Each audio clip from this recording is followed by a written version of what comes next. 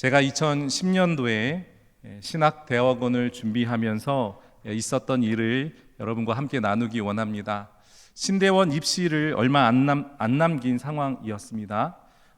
입시를 잘 준비해야 했기에 열심히 매일 성경을 입에 달고 살면서 하루 종일 성경을 공부할 때였습니다. 마음이 좀 급했고 시간을 쪼개어 썼습니다.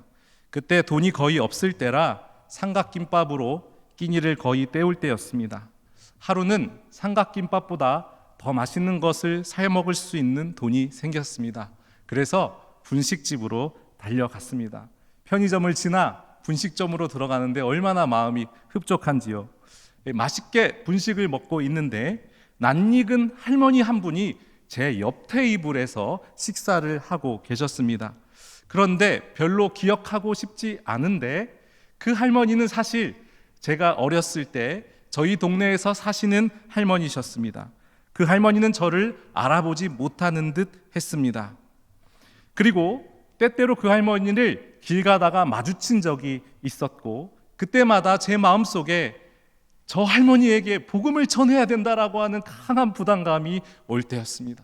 그때마다 저는 속으로 기도하면서 하나님, 저는 지금 입시를 준비하는 입시생입니다. 저는 말씀을 연구하는데 시간을 집중해야 합니다 라고 생각하며 지나치던 그 할머니셨습니다. 그런데 그때 마침 어디서 왔는지 그 분식집 안으로 공장에서 일을 하는 같은 그 유니폼을 입은 직원들이 갑자기 많이 들어오기 시작하는 것입니다. 설마 했습니다. 그 분식점은 테이블이 많이 없는 아주 작은 점포였기 때문입니다. 아니나 다를까 분식집 주인 아주머니께서 제 옆에 있는 그 할머니에게 할머니 좀 옆으로 가서 제가 식사하고 있는 4인용 테이블에 저 혼자 식사하고 있는 그 테이블에 가서 좀 같이 식사를 하면 좋겠습니다 라고 하시는 겁니다. 이해가 되지요. 팔아야 하기 때문입니다. 요즘 같으면 있을 수 없는 일이지만 그 당시에는 그런 일들이 있을 수 있었습니다. 졸지에 제가 복음을 전해야겠다라고 생각한 그 할머니가 제 눈앞에 와서 저랑 같은 테이블에서 저랑 마주하여 식사해야 하는 상황이 생긴 것입니다. 여러분, 눈앞에 1m도 안 되는 곳에서 그 할머니가 저와 함께 식사하고 있는데 제 마음이 너무 불편했습니다. 제 속으로 기도하기 시작했습니다. 하나님, 복음을 전해야 할까요? 식사하면서 할까요? 아니면 식사하고 나서 해야 할까요? 여러분, 저와 억지로 식사를 하게 된 할머니와 저는 그 기도 이후에 어떻게 되었을 것 같으십니까? 좋은 쪽으로 많이 상상해 주시기 바랍니다. 저는 식사가 끝나고 그 할머니에게 복음을 전했을까요? 마음속으로 한번 대답해 보시기 바랍니다. 결론을 먼저 말씀드리면 아니요. 저는 그때 계속 내면의 씨름을 한 이후에 그 할머니에게 복음을 전하지 못했습니다. 그냥 결제만 하고 나왔습니다. 참 신기하죠. 성경을 하루에 15시간씩 읽을 때였습니다. 열심히 성경을 공부할 때였습니다. 그런데도 제가 그 할머니에게 복음을 전하지 못했습니다. 제가 끝내 순종하지 못했고 그렇게 시간이 지나고 난 이후에 가끔씩 그 할머니가 생각이 납니다. 구원을 받으셨을까? 누군가가 그 할머니에게 복음을 전하지 않으셨을까? 그리고 그 이후에 수많은 세월이 흘렀습니다. 지난주 토요일입니다. 부활주일 직전 4월 8일 저녁이었습니다. 어떤 한 자매님이 저희 교회 교역자실에 그냥 들어오셨습니다. 그리고 멀뚱히 서 있었습니다. 검정 번거지 모자를 썼고 검정 마스크를 썼습니다. 검정 옷을 입었습니다. 그리고 아무 말도 하지 않고 교역자실에 그냥 이렇게 서 있는 겁니다. 여러분, 제가 얼마나 놀랐는지 모릅니다. 어떻게 오셨어요? 말이 별로 없습니다. 그런데 무엇인가 그 번거지 모자 사이로 저에게 뭔가를 요구하고 있는 것 같은 느낌을 받았습니다. 잠깐 나가시지요. 교회 1층 복도에서 그 자매님과 이런 이야기를 했습니다. 알고 보니 그 자매님은 도움을 요청하러 온 것이었습니다. 배가 고파서 빵 한 조각이라도 달라는 그런 마음을 가지고 교회에 온 것이었습니다. 그리고 빵도 중요하지만 자기가 너무 예수님에 대해서 알고 싶으니 자기에게 예수님에 대해서 설명해 줄 수 있냐고 저에게 물었습니다. 여러분, 그냥 제 발로 제 눈앞에 와서 자기에게 예수님을 소개해 달라는 사람이었습니다. 알고 보니 그 자매는 20대 중반의 청년이었습니다. 저는 그 자매를 세례교육부실로 데려가 좌초지종을 물었습니다. 그분은 강원도 원주에서 살다가 어렸을 때 교회를 다녀본 경험이 있다고 합니다. 교회에 대한 추억은 그것이 전부입니다. 그렇게 성년이 되었고 나름 열심히 살았는데 부모님께서 불의의 사고로 두 분 다 돌아가시게 되었고 집에 많은 빚이 있는 상황에서 빚쟁이들이 집에 너무 많이 찾아와 무서웠고 홀로 감당할 수 없었고 그리고 무조건 서울로 상경했다라고 합니다.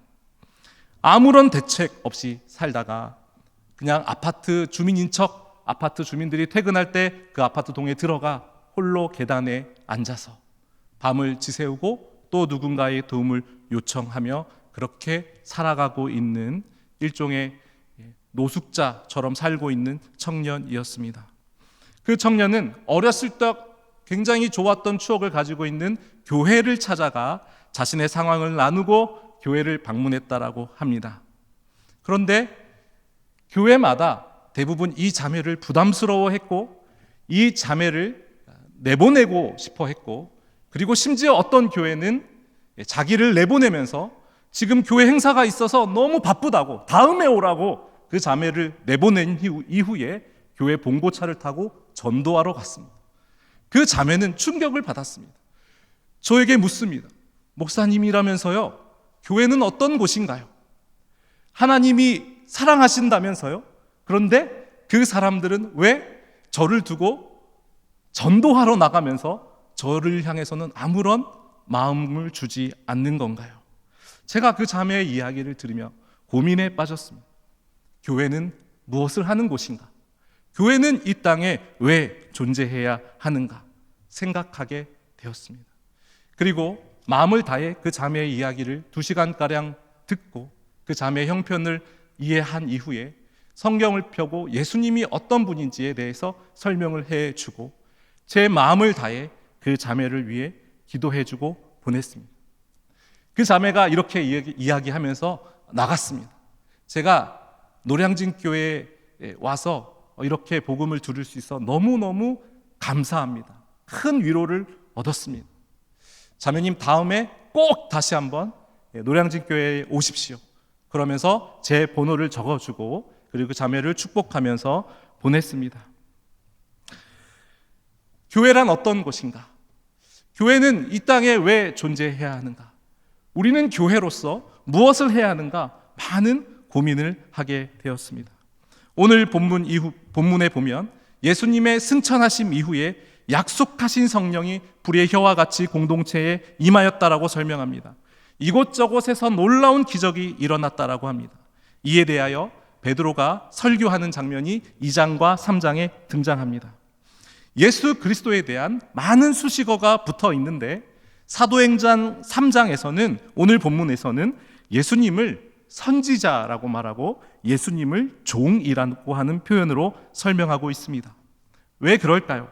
베드로가 설명하는 예수님은 하나님 말씀에 순종하여 하나님 말씀을 그대로 전달하는 선지자적인 사명을 이루신 그리스도, 그리고 종의 형체를 가지고 이 땅에 오신 그리스도를 전하고 있기 때문입니다. 사도 베드로는 이 본문을 통하여 이스라엘 백성들의 정체성을 다시 한번 일깨우고 있습니다. 오늘 본문 25절을 보면 너희는 선지자들의 자손이며 언약의 자손이라고 표현합니다. 이 말은 단순히 혈통을 의미하는 말이 아닙니다. 예수 그리스도께서는 주님의 놀라운 구원 계획에 의하여 우리에게 파송되어진 하나님의 본체이시며 말씀이시며 구약에서 이스라엘 백성과 맺으신 언약의 성취라고 증거하고 있는 것입니다. 그러므로 너희가 죽인 메시아, 너희가 십자가에 달아 죽인 메시아는 그가 분명히 예언되어 있던 그리스도였다라고 하는 사실을 분명하게 설파합니다. 그리고 다시 그 부르심 앞에 돌아가라고 권면하고 있습니다. 우리가 그 메시아 예수님을 십자가에 못 박은 그 죄악을 회개하고 다시 주님 앞에 돌아가야 한다고 권면하고 있습니다. 베드로의 이 설교를 듣고 수많은 사람들이 주님 앞에 돌아옵니다. 정체성이 너무 중요합니다.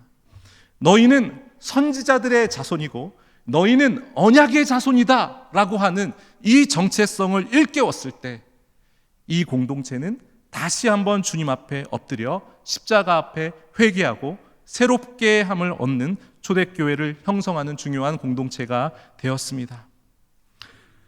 창세기에서 시작된 마귀의 공격은 끊임없이 우리의 정체성을 공격합니다. 오늘날 우리가 어떤 정체성을 갖고 살아야 하는가? 오늘날 우리가 어떤 부름을 입고 우리가 교회에 서 있는가에 대해 마귀는 끊임없이 그것을 왜곡하고 우리가 단지 이 땅에서 소비하는 사람으로, 이 땅에서 먹고 즐거워하는 사람으로, 이 땅에서 육신된 존재로 살도록 우리를 계속 속이고 있는 것입니다. 하나님이 아브라함을 보내셨습니다. 그리고 아브라함에게 약속하셨고 선지자들을 보내셨습니다. 예수 그리스도를 보내셨습니다. 여전히 하나님은 우리에게 복을 주시려고 수많은 사람들과 말씀을 우리에게 보내고 계십니다. 그 복은 어떤 복입니까? 땅의 모든 족속이 너의 씨로 말미암아 복을 받을 것이다. 25절에 씨에 대해서 이야기하는데 여기서 말하는 씨는 생명의 근원이신 예수 그리스도를 말합니다. 쉽게 말해 예수 그리스도가 복입니다. 우리가 많은 소유를 얻었기 때문에 복이 아니고 우리의 오장육부가 튼튼해서 복이 아니라 우리 인생의 가장 큰 복은 성경에 예언된 예수 그리스도, 그분이 우리의 복이라고 설명합니다. 교회는 이 복을 흘려보내는 가장 중요한 핵심 공동체입니다. 하나님은 아브라함에게 약속하신 그 복을 우리에게 주시려고 예수님을 보내셨습니다. 그리고 예수님은 하나님의 나라를 보여주시고 성령을 우리에게 보내주셨습니다. 성령으로 충만한 초대교회는 사도들을 보냈습니다. 베드로와 요한을 보냈고 바울과 바나바를 보냈고 빌립 집사를 보냈고 예수 그리스도의 사람들은 끊임없이 파송을 받고 파송을 보내는 공동체로 살아갔습니다. 사랑하는 교우 여러분, 하나님은 어떤 분인가? 하나님은 우리를 보내시는 분입니다. 오늘날 하나님은 여전히 우리를 보내십니다. 여전히 우리를 고통받는 자에게, 눈물 흘리는 자에게, 귀가 어두워져 있는 자에게, 포로된 자에게 우리를 보내어 복음을 증거하게 하시는 영광의 하나님이신 것을 저와 여러분이 믿고 주님을 따르는 은혜가 있기를 소원합니다. 이사야 61장 1절에서 성령이 내리시면 어떻게 되는지에 대해서 말씀합니다. 주 여호와의 영이 내게 내리셨으니 이는 여호와께서 내게 기름을 부으사 가난한 자에게 아름다운 소식을 전하게 하려 하심이라. 나를 보내사 마음이 상한 자를 고치고 포로된 자를 자유케 하며 갇힌 자에게 노임을 선포한다라고 말씀합니다. 예수님 스스로도 이 말씀을 인용하여 주 여호와의 내게 내리셨으니 주 여호와의 영이 내게 내리사 성령이 내게 내리사 갇힌 자를 자유케 하시고 마음이 상한 자를 고치시는 놀라운 치유의 사역을 하셨습니다. 구약에서 하나님은 수많은 사람들을 보내셨습니다. 모세와 선지자들을 보내시고 이 백성을 구원하셨습니다. 하나님은 예수님을 보내셨고 제자들을 보내셨습니다. 하나님은 눈먼 사울이라고 하는 청년에게 아나니아를 보내셨습니다. 성경을 읽으면 끊임없이 보내시는 하나님에 대한 이야기로 가득합니다. 성경을 읽어보면 끊임없이 하나님의 마음을 알아 자기 자신을 하나님 말씀에 순종하여 파송하는 사람들을 우리가 만나게 됩니다. 이사야의 고백처럼 주여 내가 여기 있사오니 나를 보내소서. 지금도 하나님은 부르심에 순종하는 자들을 보내어 많은 자들을 위로하고 세우고 회복해 하시는 거룩한 일들을 하고 계십니다. 오늘날 한국교회의 많은 교회들이 자꾸 모으려고만 합니다. 재산과 인적 자원을 자꾸 쌓아두려고만 합니다. 그래서 서로가 서로에게 묻습니다. 그 교회는 몇 명 모이나요? 그 교회는 예산이 얼마인가요? 제가 노량진 교회로 부임했다라고 하는 주변 사람들에게 이야기를 했을 때 많은 사람들이 저에게 질문했습니다. 노량진 교회는 요즘 몇 명 모이나요? 예산이 얼마인가요? 저는 그런 질문을 들을 때마다 마음이 너무 힘듭니다. 그게 왜 중요하죠? 거기 몇 명 모여 있나요? 라고 하는 질문은 간식을 사주는 사람들이 하는 질문입니다. 오히려 이런 질문을 받고 싶습니다. 목사님 섬기시는 교회는 주님께서 어떤 일을 하시나요? 주님이 어떻게 역사하시나요? 노량진 교회가 붙잡고 있는 말씀은 뭔가요? 노량진 교회가 추구하는 비전은 뭔가요? 그런 질문을 저는 여지껏 8개월 동안 한 번도 주변 사람들에게 들어본 적이 없습니다. 다 이런 질문입니다. 몇 명이 모이나요? 예산이 얼마인가요? 얼마가 모이느냐가 중요한 것이 아니라 하나님이 우리에게 주신 복을 어떻게 흘려보고 보내고 있느냐가 더 중요합니다. 최근에 분당에 있는 한 교회에서 파격적인 결정을 하게 되었습니다. 그 교회가 지금 하나의 운동을 하고 있는데 어떤 운동을 하고 있냐면 토요 예배를 만들었습니다. 주일에 드려야 할 예배를 토요일에 똑같이 드리는 겁니다. 강제는 아니고요. 이것을 위해서 동의하는 사람들을, 서약하는 사람들을 모으고 있습니다. 교인들에게 토요일에 예배를 드리라고 권면하는 교회가 과연 정상적인 교회일까? 라고 생각했습니다. 그런데 알고 보니 이 교회는 교인들을 토요일에 예배를 드리게 하려고 애쓰는 이유가 있습니다. 요지는 이것입니다. 2023년 한 해 동안 토요일에 예배를 드리시고 주일에는 다른 교회를 가서 섬기십시오. 여러분이 주일 예배를 드리기 전에 하루 전에 우리 교회에 오셔서 설교를 먼저 들으신 다음에 주일에는 교사가 필요하고 봉사자가 필요하고 여러 가지 모양의 교회를 섬기는 자들이 필요한 곳에 가서 여러분이 섬기고 여러분이 사랑하는 주님에 대한 이 에너지를 그 교회에 가서 섬기십시오. 여러분에게 주신 은사와 달란트를 가지고 그 교회에 봉사하십시오. 여러분 어떻게 생각하십니까? 신학적인 논쟁이 일어나지 않을까요? 자꾸 그러면 교인들 그 교회에 정착하게 되면 어떡하죠? 헌금이 줄어들면 어떡할까요? 2018년에 경기도 소재의 어떤 교회는 헌금이 없는 주일을 선포했습니다. 헌금을 드리지 말자라는 것이 아니라 한 달에 한 번은 헌금 없는 주일, 여러분이 교회에 헌금하고자 했던 그 헌금을 여러분 주변에 있는 가장 가난하고 도움이 필요한 자들에게 여러분이 직접 가서 일종의 구제 헌금을 그들에게 하자고 그 교회가 결의했습니다. 여러분 주변에 가장 고통받는 이웃을 돌아보십시오. 그리고 그 교회에 그 사람들에게 재정을 흘려보내십시오라는 취지로 그렇게 했습니다. 여러분 어떠세요? 교회가 그렇게 하면 교회 재정이 심각하게 어려워지지 않을까요? 제가 확인했습니다. 그 교회에 그렇지 않답니다. 오히려 재정이 늘고 있답니다.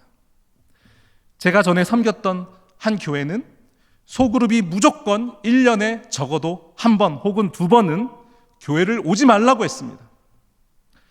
대신 그 소그룹이 본교회가 아닌 시골에 있는 어려운 교회에 가서 출석해서 그 교회에서 특송하고 그 교회에서 봉사하고 돌아오게 했습니다.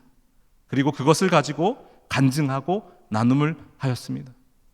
그 봉사와 섬김을 위해 많은 재정이 필요했고 그 재정을 마련하기 위해 다양하게 그 사역을 준비했습니다. 여러분 어떻게 생각하시나요? 그렇게 하면 교회가 재정적으로 더 어려워지지 않을까요? 본교회 아니라 다른 교회에 가서 봉사하면 더 많이 교회가 힘들어지지 않을까요? 헌금이 줄지 않을까요? 결론적으로 말씀드립니다. 그렇지 않습니다. 교회의 헌금이 더 늘었습니다. 사랑하는 교회 여러분, 오해가 없으시길 바랍니다. 그런 교회들이 옳다라고 이야기하는 것이 아니라 오늘날 주님께서는 끊임없이 우리를 파송하시며 주님께서는 끊임없이 우리의 마음 가운데 역사하시어 우리를 통하여 한 영혼이 구원받고 한 영혼이 주님께 돌아오게 하기 위해 우리를 보내시는 하나님이라고 하는 사실을 우리가 기억해야 합니다. 심지어 하나님은 자기의 아들을 보내셔서 우리를 구원하기로 결정하셨습니다.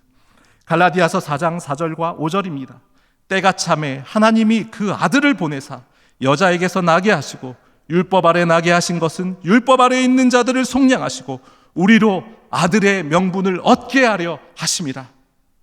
하나님은 독생자 아들을 보내셔서 우리를 주의 아들 되게 하셨습니다.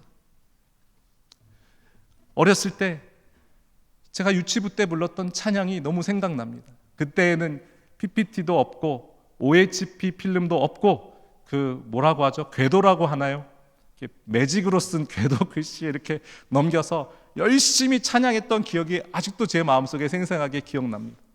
여러분 그 찬양을 아는 분들은 좀 같이 불러주시면 좋겠습니다.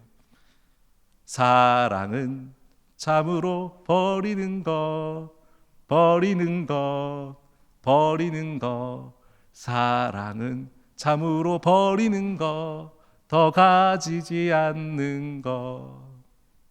좀 더 크게 부르시면 안 될까요?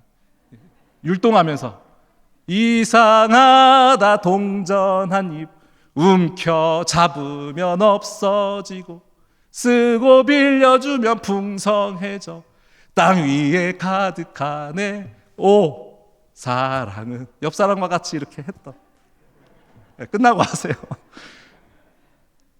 요즘에도 전 잘 모르겠어요. 요즘에도 유아부 유치부 아이들이 그 찬양 부르나요?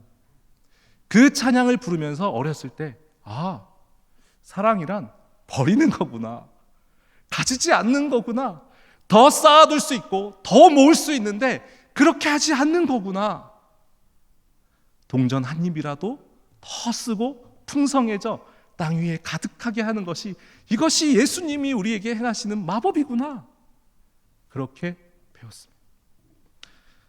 사랑하는 교우 여러분, 사랑은 참으로 버리는 것이랍니다. 사도 바울이 이렇게 고백합니다. 이제 내가 사는 것은 나를 사랑하사 나를 위하여 자기 자신을 버리신 하나님의 아들, 그 아들을 믿는 믿음 안에서 사는 것이라. 그게 사도 바울의 정체성이었습니다. 나누는 것이 아니라 모으는 것, 악착같이 모아서 쌓아두는 것, 우리는 혹시 그걸 복이라고 이야기하고 있진 않는가요? 이 땅에 수많은 교회들이 많은 재물을 쌓아놓고 엄청나게 큰 건물을 지어놓고 하나님한테 복받았다라고 이야기합니다. 여러분 과연 그것이 복일까요? 수많은 교회들이 빚을 내서라도 건물을 짓는 것에 열광합니다. 그런데 저는요, 빚을 내서라도 선교해야 된다라고 말하는 사람 아직 만난 적 없습니다. 빚을 내서라도 다음 세대를 위해 우리가 투자해야 된다라고 말하는 사람, 저 솔직히 아무도 아직 못 만났습니다. 여러분 어떠세요? 여러분의 자녀들의 교육을 위해서 재정 많이 쓰시죠? 솔직히 50% 이상 쓰시지 않으신가요? 여러분 그렇게 고생해서 자녀들 교육을 위해서 빚을 내서라도 그들을 교육시키고 그들의 행복을 위해서 우리 자신을 내어주는 거 여러분 주저하지 않으시잖아요. 그런데 많은 교회들이 다음 세대와 우리의 영적 후손들을 위해서 투자하는 것들을 굉장히 두려워합니다. 있으면 하고 없으면 안 합니다. 우리는 이 마지막 때에 복음을 증거하라는 선교적 교회로 부름을 받았습니다. 모으려고 애쓰는 교회가 아니라 보내려고 애쓰는 파송 공동체가 되어야 합니다. 주의 이름으로 우리 자신과 공동체를 파송하는 것은 선택이 아니라 필수입니다. 우리 교회, 우리 소중한 공동체, 저와 여러분이 함께 주의 음성을 들어 성령 앞에 있기를 소원합니다. 오늘날 성령은 우리를 파송하십니다. 가난한 자에게, 목마른 자에게, 갇혀 있는 자에게 오늘 우리를 보내기 원하십니다. 우리가 태신자의 이름을 작정하여 그들에게 영상을 보내고 그들에게 선물을 보내고 우리의 마음을 보내고 우리의 기도를 올려드립니다. 하나님은 이처럼 우리를 보내기 원하십니다. 많은 분들이 교회에 대해서 이야기할 때 교회란 어떤 곳인가? 교회란 노아의 방주랍니다. 교회는 노아의 방주의 역할을 하는 곳이 맞습니다. 종말론적인 관점에서 교회는 노아의 방주가 맞습니다.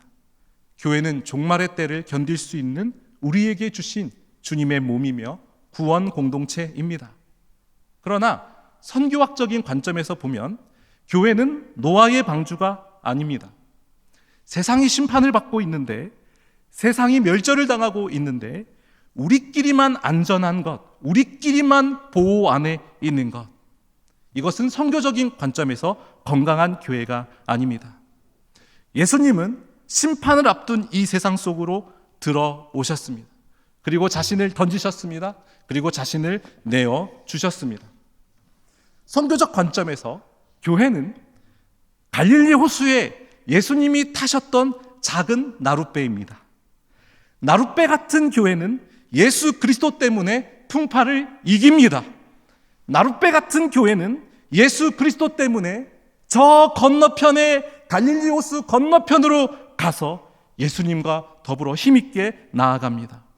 예수님은 이 나룻배, 작은 나룻배 위에서 말씀을 선포하셨고 그 배를 타고 지역을 넘어 다른 편으로 넘어가셨고 예수님은 놀라운 기적을 행하셨습니다. 예수님은 이 보잘것없는 배 위에서 예수님의 기적을 목도했고 배 위에서 말씀에 순종하여 물고기를 잡는 것을 경험했습니다. 참된 기독교 신앙은 우리를 넘어서게 합니다. 진짜 기독교의 복음은 지역을 뛰어넘습니다. 나의 생각을 뛰어넘습니다. 진짜 복음은 나로 하여금 내 철학과 내 배경과 내가 좋아하는 취사 선택을 넘어서 복음을 전하게 합니다.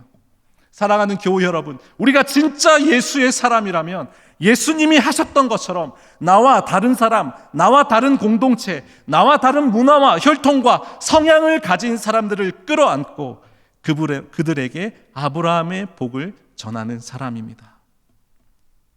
사도 바울은 나름 야망 있는 사역자였습니다. 그는 서바나라고 하는 땅끝에 가서 복음 전하기를 원했습니다. 너무 멋있지 않아요? 땅끝까지 복음을 전한 위대한 사도 바울. 그런데 성령이 사도 바울의 의지를 꺾으셨습니다. 그의 선교 사역에 성령이 말씀하시는 대로 그의 방향을 틀었습니다. 때때로 성령은 우리의 생각을 넘어, 우리의 관점을 넘어, 우리의 신앙관을 넘어 때때로 우리 자신을 뛰어넘게 우리를 인도하십니다. 사도행전 16장 9절입니다. 밤에 환상이 사도 바울에게 보이니 마게도냐 사람 하나가 서서 그에게 청하여 이르되 마게도냐로 건너와서 우리를 도우라. 건너오랍니다. 건너와서 우리를 도우라고 합니다. 성령은 우리를 오늘 이 시간에도 우리의 생각을 넘어서서 우리 자신을 파송하여 우리의 생각과 우리의 스타일을 넘어서서 한 복음이 필요한 영혼에게 오늘도 우리를 보내기를 원합니다. 그래서 교회는 우리를 파송합니다. 우리의 일상에서 우리의 주변에 있는 이웃들에게 가정에서 주님의 아름다움을 드러낼 수 있도록 인도하십니다. 에베소서에서 사도 바울은 교회 공동체를 설명하면서 2장 20절에 이렇게 말합니다. 너희는 사도들과 선지자들의 터 위에서 세우심을 입은 자라. 이것이 무슨 뜻입니까?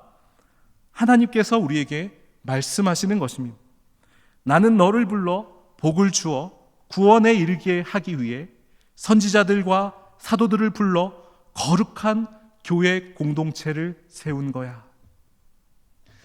그 사도들의 헌신과 선지자들의 순종으로 말미암아 하나님은 그 영원하신 복음의 그 구원 계획 안에 우리를 초청하여 주시고 우리에게 교회를 허락하셨습니다. 교회는 그러므로 보냄의 결과입니다. 교회는 하나님의 파송의 결과입니다. 선교의 결과입니다. 선교의 결과로 교회가 세워지고 교회의 결과는 선교가 일어납니다. 그래서 교회가 곧 선교 공동체고 선교가 곧 교회 공동체로부터 시작합니다. 이것은 뗄래야 뗄 수 없는 개념입니다. 오늘도 하나님은 우리를 보내십니다. 단순히 해외 나가서 선교사 하라고 그렇게 말씀하시는 것이 아닙니다. 오늘도 위로가 필요한 자들에게, 공동체가 필요한 자들에게, 상처와 결핍과 우울함과 낮은 자존감과 육체적, 정서적, 정신적 고통 가운데 울며 애통하는 자들에게 주님은 여전히 우리를 교회를 통하여 파송하십니다. 사랑하는 교회 여러분, 오늘 주님이 여러분에게 무엇을 부탁하실 때 기꺼이 주님 나를 보내십시오 라고 고백할 수 있는 마음의 준비가 되어 있으신지요? 우리를 위해 피 뿌려 다시 살리신 그 복음의 능력이 오늘 우리를 새롭게 하시고 이 선교적 공동체로 우리를 부르신 그 하나님의 사랑에 힘입어 언제든 달려갈 준비를 하고 계시는 그런 믿음의 준비를 가진 저와 여러분이 될 수 있기를 그리스도의 이름으로 축복합니다. 기도하겠습니다. 하나님, 복음을 전할 수 있는 준비가 되어 있도록 우리를 훈련시켜 주시고 우리를 세워 주옵소서. 하나님, 아무것도 아닌 죄인인 우리의 마음 가운데, 우리의 삶에 주의 복음을 유통하게 하시고 주의 복음을 전하게 하시고 우리가 기도하는 자들을 향해 애통하며 그들을 생각하며 오늘 우리 자신을 드릴 수 있는 믿음에 이르도록 주님 우리를 파송하여 주옵소서. 오늘 성령께서 우리 마음 가운데 말씀하실 때 기쁨으로 그 길을 갈 수 있는 믿음의 순종이, 복음의 역동성이, 거룩한 교회를 향한 뜨거운 갈망이 우리 안에 일어나도록 주님 우리를 인도하여 주옵소서. 우리의 구원자 예수 그리스도의 이름으로 기도하옵나이다. 아멘.